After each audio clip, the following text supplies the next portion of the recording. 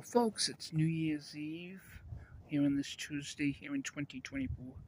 Getting ready to bring in 2025 in about a half day from now. It's around midday on New Year's Eve.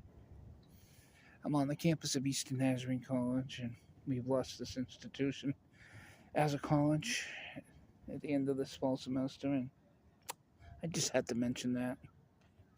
I'm still living on campus at the apartment building for a few months, just at the Quincy Career Center.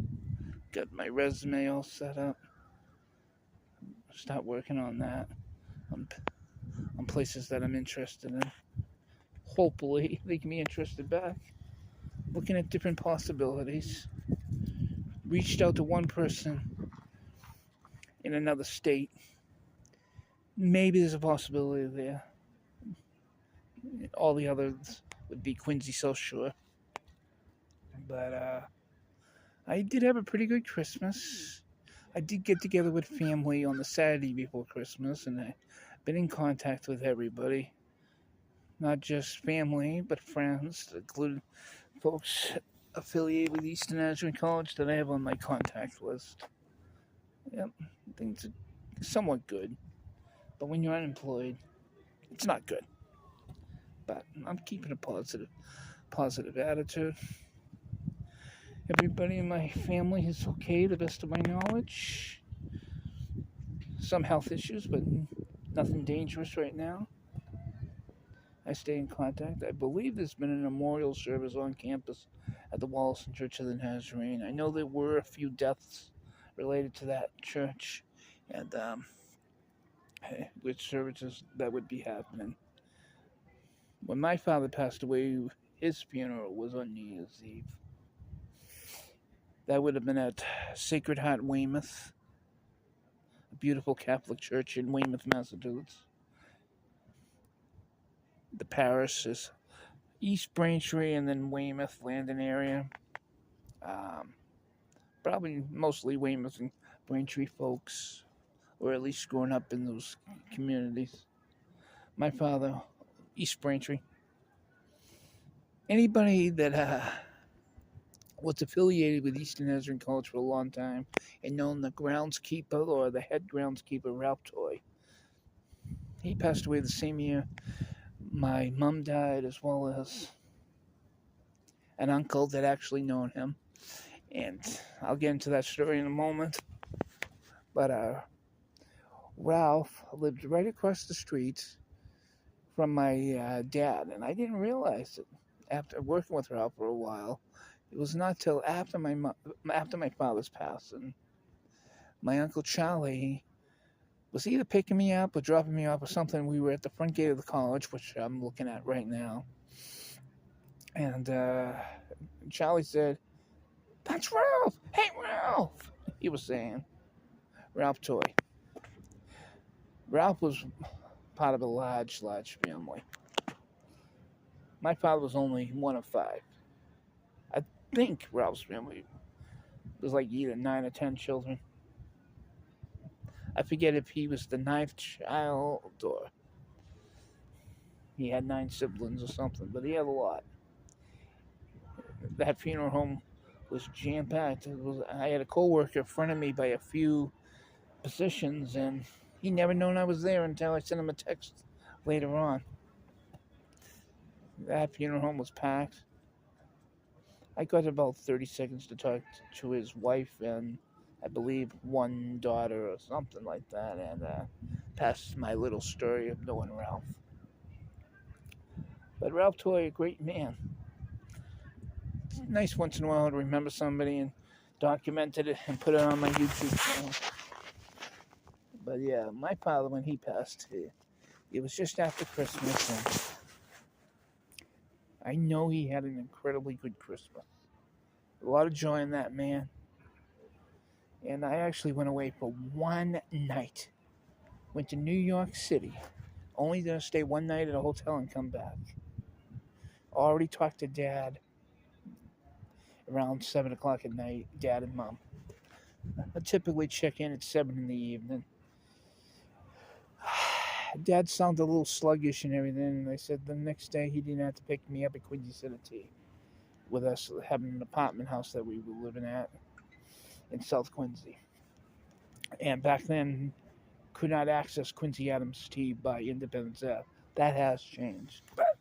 So Quincy Center would have been my best bet. And I got a cab from there. And instead of my father being at home, my father's car was in the back end of the driveway, tucked in. There was so many cars, so many cars. Some I could recognize. Then I started recognizing family. And, yep, I saw my cousin Jessica, a second cousin to me, walking my dog, Papa Bear. And her dog, I believe at the time, was Shadow. I'm trying to probably figure out why his mom is walking another dog. But I saw all that and got into the living room and kind of realized exactly what was happening. Seeing that mom was crying and she was at home, obviously, so it meant the dad actually passed. And I believe Uncle Charlie, probably a minute or so after being there, kind of mentioned it. But I already could sense what has happened. Someone asked if they could take my bag, and at that moment, after hugging my mom for a minute, so I decided, let me drop my stuff off in my room. Give me a moment in the bathroom to freshen it up. Mom, I'll be right with you. No more than 5 minutes. And I'm pretty sure it was probably more like 3 minutes. And I know she needed me, and I was there for her. Me and Mom, we watched out for each other, and then clearly she passed away only in 2022. And Eastern Avenue College was very flexible. Both the folks in facilities and the college administration were flexible. And when it came to leaving early, coming in late, taking the day off with really no notice, I wouldn't even take any vacations because I needed all the benefit time I could get. I always got paid, always had enough benefit time coming to me. I know it was happening a lot and more frequent, so I know it was tough. But nobody at the school had to make any harsh decisions, like, no. So it was kind of a relief when she passed, and she was in horrible shape. She was praying God to take her. And she came close the day before at South Shore Hospital after already being there for like 3.5 weeks. For back-to-back days, I got 2:30 in the morning phone calls from nurses at South Shore Hospital. And that was tough. But when they said get back in here, and I had a missed call after I took a quick shower and I was getting ready and noticed I had a missed call from the hospital, I realized my mom probably passed right when I was getting the notification that I needed to get to the hospital. And the folks at South Shore Hospital were very kind, and I was allowed to visit with my mom in her room. It was very peaceful, and I could pray over her, plan my next steps, and then long-term future, and try to figure things out. Also collect her belongings and show my appreciation to the staff at the hospital. I was probably in her room for an hour and probably at the hospital under 2 hours. And I was back probably to the apartment building, not the apartment building, but the apartment house I was living in South Quincy, probably by 7 in the morning. Oh, that was tough. And I remember the Yancey community coming out, both to the funeral home and then the next day for the funeral at the church. And, nice to hear the priest say to some folks from Eastern Nazarene. And then when I was exiting, I made sure to look, and I saw those two special faces. And appreciate that. I've said that to both of them, but appreciate it. But it's tough. So seeing whatever a funeral or a memorial service at the church here on campus today kind of brings back those memories because it was New Year's Eve. But it was new beginnings that new year, I'll tell you. And I can say the same thing for 2025 as I did in 2008. New beginnings. New beginnings on New Year's Day. I didn't know exactly where I was going to go with this video. I just simply sat on a bench on campus just after getting back from what I had to do today at the Quincy Career Center, other stuff, and just putting this video together and send it out as a blog. Thank you, everybody, especially all my incredibly good cousins.